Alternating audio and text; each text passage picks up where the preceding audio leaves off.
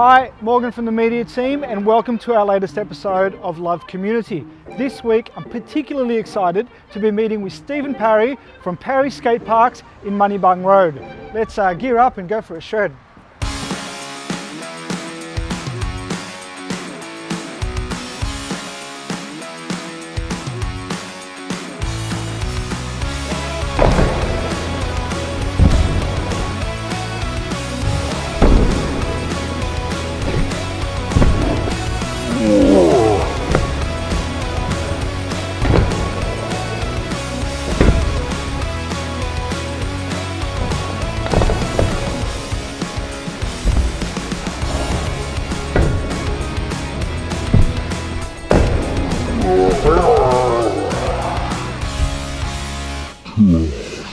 Steve, nice to see you again. Nice to see you too. It's been a while. I think we go back to the 90s. It's been a long time. Yeah.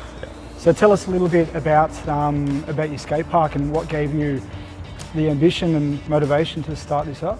So I've been riding since 1993. Always wanted to have a place where people could go to that next level and train. Took me a lot of years. Opened in 2016 to get there. How's the body going? Goes pretty good. Still has its ups and downs, you know, it's been pretty beaten over the years, but it's a part of the game. So why did you choose Lake Macquarie to open up your skate park that you've been dreaming of for so long? Around this area, it's very central, so you're not far from Newcastle, also the Central Coast. We have like very good links with the trains and buses all the way down to Sydney. So what do you offer people who are going to come to the skate park? So for us, like we have our store obviously and cafe, but we also have coaching where we coach scooters, skateboards, BMX. We do a bit of inline. We have international comps that come in, which you can come and watch and enter.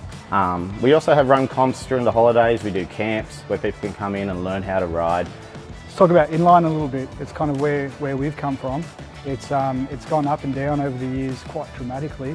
There's been a little bit of a resurgence in the last, let's say, 10 years. I think it's a lot of the older guys that are feeling nostalgic. Yes. What do you think?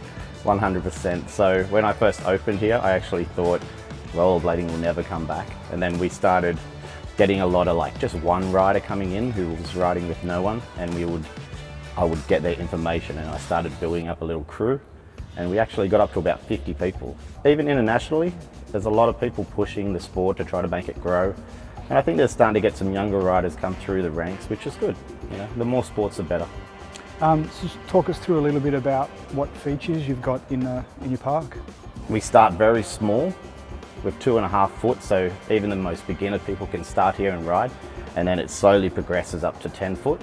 And we built the latest area, which is just behind me, which is so our pros can compete on an international stage. And then you've got an airbag over there and a few resis. What are they good for? So when we started coaching, for us it was about trying to create more steps just to keep people safer. As you know, you get pretty beat up, and the more steps we can have to learning a trick, when you're not injured, you can keep learning. In what way do you feel that you give back to the community? Just for us, we just give people a safe spot. You know, we're open till 9 o'clock at night. Gives places where kids can come here and ride. It's always supervised. You can leave them here. You know, if something goes wrong, which does happen sometimes, like we know how to take care of it. You're not just left in a skate park out in the middle of nowhere. Everyone knows everyone, and it's just a good vibe to be around, you know. Yeah. So how can people find you on social media, and how can they get in touch?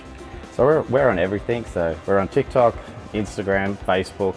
Have our website that you can come and check out too if you need to get any info, or you just give us a call. All right.